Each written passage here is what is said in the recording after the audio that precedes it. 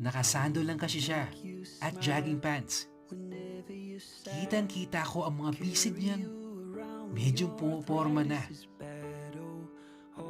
Teka Daryl, saan ka pala pagtapos ito? Tanong ko sa kanya. Bakit baby? May plano ka sa akin no? Huwag ka mag-alala Gino. Sasama naman ako sa boarding house mo eh. Ano? Baby? Oh Gino, bakit? Ayaw mo ba? Ano ba kasi ang gagawin mo dun sa boarding house ko? Tugon ko. Kunwari ka pa. Sus, alam mo na yun. Sagot niya sa akin na may halong panunukso. Matapos ang mga palitan namin ng mga sagot ni Daryl, sobrang bumilis ang tibok ng dibdib ko.